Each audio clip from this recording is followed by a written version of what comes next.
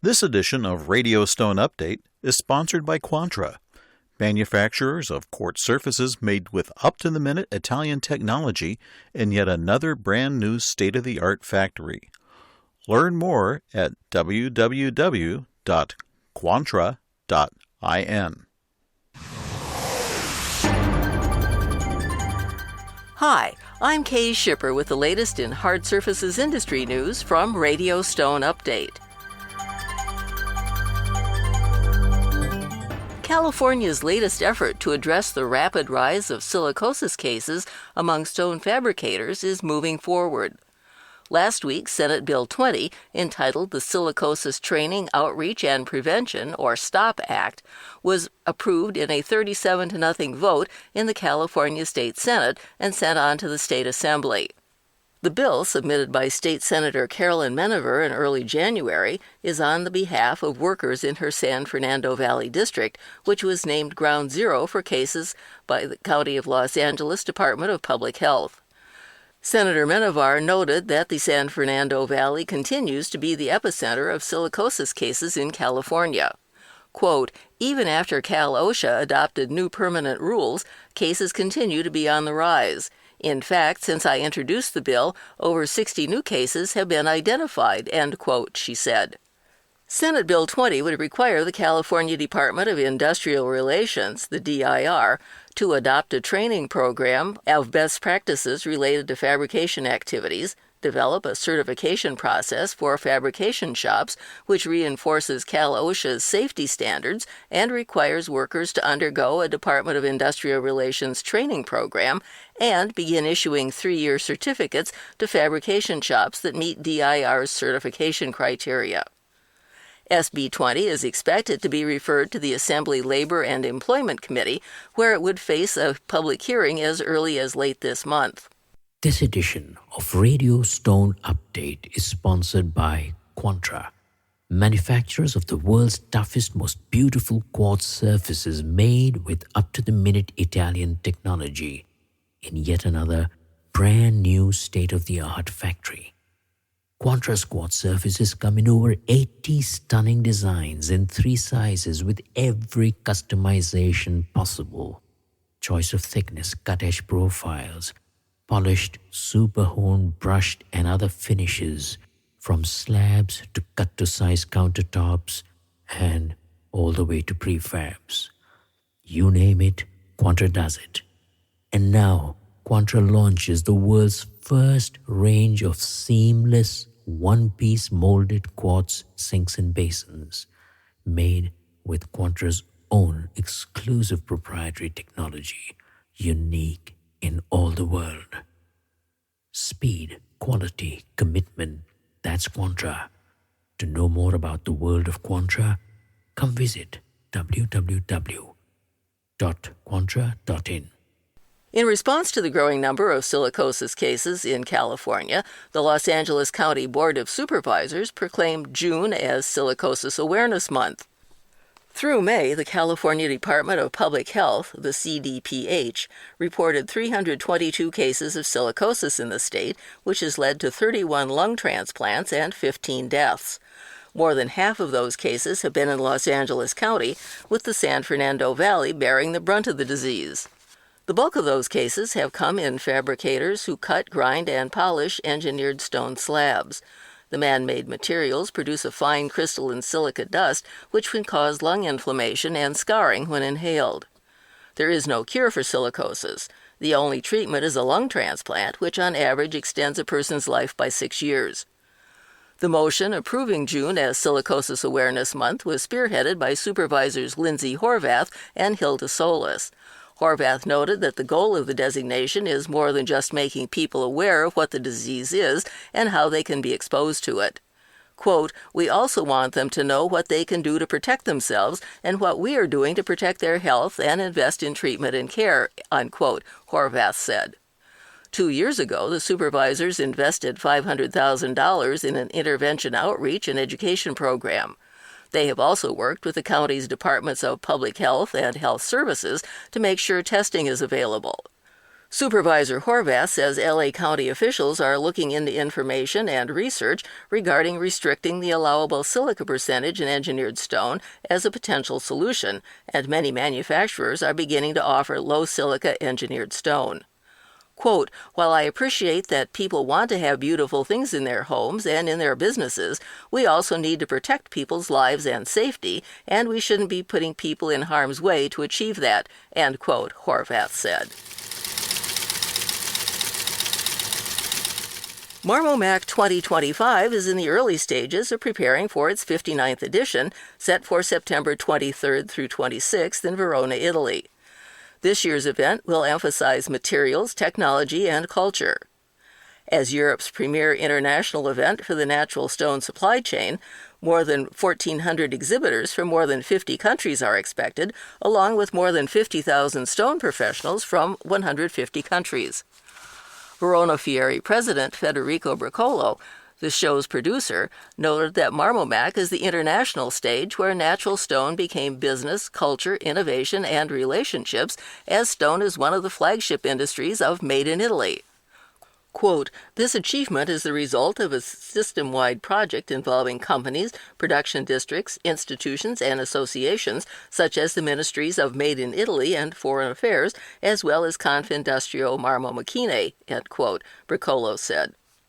The 2025 edition of Marmomac aims to highlight all the elements of the event that tell the story of stone in its productive, technical, and cultural dimensions. The 3 pillars will be showcased across 11 exhibition halls and 8 outdoor display areas. This year, the show will offer daily screenings of Il Capo, a film by Yuri Ankarani, filmed entirely in a marble quarry. First presented at the Venice Film Festival 15 years ago, from the quarry's sounds will also come the first-ever playlist dedicated to the acoustic world of marble, from block extraction to sawing and lab work. With Marmomac 2025, Italy continues to reinforce its global leadership, remaining in the top 3 across all sectors of the supply chain and ranking first in machinery and technology. For more information, go to www.marmomac.com. This year's Artisan Showcase offered members of the Artisan Group a new format for exploring new tools, technology, and industry best practices. Hosted by wholesaler UMI Stone at its Marbleton, Georgia showroom, the mid-May event served to inspire collaboration, spark innovation, and celebrate craftsmanship among members of the Artisan Group, an elite network of independent stone fabrication professionals from across the country and Canada. Attendees also received an update on silica regulations from the Natural Stone Institute and a report on advocacy for fabricators from International Surface Fabricators Association CEO Marissa Bankert. UMI's Matt Denorcia called Artisan Group members some of the best in the business, and working with and the other event sponsors made this a great experience for his company. Quote, "We were proud to host this year's event and showcase our material and our growing presence on the national stage," end quote, Denorcia said. Quote, "We are thrilled to have UMI as our material partner to the group. All our vendor partners are instrumental in making our new sponsorship program successful," end quote, John Lanktu, Executive Director of the Artisan Group, concluded. This is Emerson Schwarzkopf. The $125 billion in customs value for U.S. hard surface imports in this year's first quarter sets a new record, beating the previous high mark set in 2022 by not quite $16 million. Now, I know that inflation-adjusting killjoys can say this really isn't a record, and there's merit in that. In that respect, the peak COVID bubble years of 2022 and 2021 are bigger. But 2025, properly adjusted for inflation, beats every other year since 2017. Every hard surface sector in this year's first quarter finished ahead of the same time in 2022. The big boom came with the other stone sector, where quartzite is the main mover, with $159 million in this year's first quarter, beating 2024 by 34.9%. Quartz surfaces also gained well in value in 2025, with its $399 million moving up 17% from 2024. The big surges, however, came in shipment volume. With quartz surfaces, the first quarter 2025 total of 59.5 million square feet is 25% ahead of the same time last year. Other stone grew by half, from nearly 104,000 metric tons in 2024 to nearly 156,000 metric tons at the beginning of this year. Marble also ticked up in volume, gaining 11.7% from the start of last year to 161,541 metric tons as of the end of this March. Granite came in as the only outlier, dropping 5.7% from 2024 to a total of not quite 206,000 metric tons in first quarter 2025. All of these figures, though, represent the market before the announcement of new tariffs in early April. We won't be seeing the results of the on-then-pause tariffs for another month or so, with the data reported from the U.S. International Trade Commission. You can be among the first to know what's happening with hard surface imports by reading Hard Surface Report, published every month by Stone Update. To learn more, go to www.hardsurfacereport.com. Submissions are now open for the International Surface Fabricators Association's 2025 ISFA Awards. The awards celebrate outstanding achievement in design, fabrication, and installation of surfacing materials. Awards are given in 7 categories, honoring exceptional commercial and residential projects of various sizes, as well as sustainability-driven designs and individual accomplishments within the surface fabrication industry. Categories include Commercial Excellence, 2 awards for projects under and over $100,000, Residential Excellence, 2 awards for projects under and over $20,000, Sustainable Project of the Year, Fabricator of the Year, and ISFA Hall of Fame inductee. Entries must include a project summary, list of materials used, detailed project descriptions, high-quality images, and photo captions. The awards program is open to all ISFA fabricator members, and associate partner members may nominate fabricators. Eligible projects must have been completed within 2 years prior to the submission deadline, which is July 31st. Winners will be announced at the ISFA Annual Conference, which will be held November 4th through 6, 2025. For more information, go to www.isfanow.org. And finally, entries are also being accepted for the 2025 Hardscape North America HNA Awards.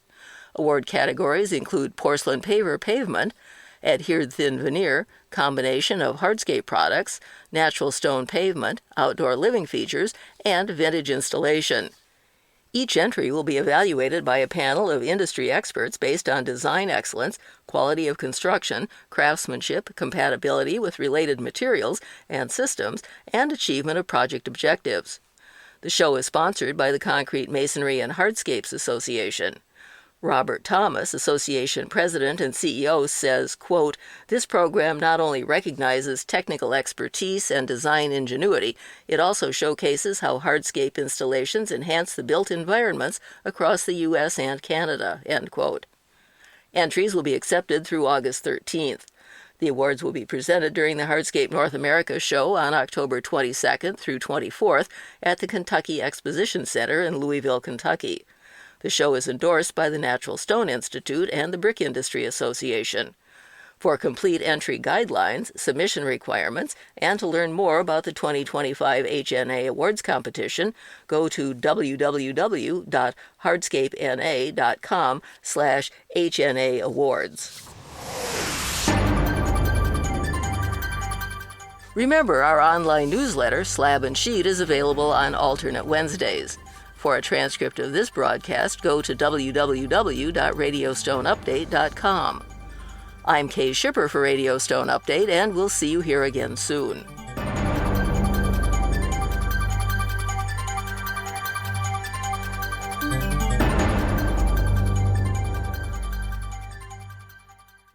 This edition of Radio Stone Update has been sponsored by Quantra, manufacturers of quartz surfaces made with up-to-the-minute Italian technology in yet another brand-new state-of-the-art factory. Learn more at www.quantra.in.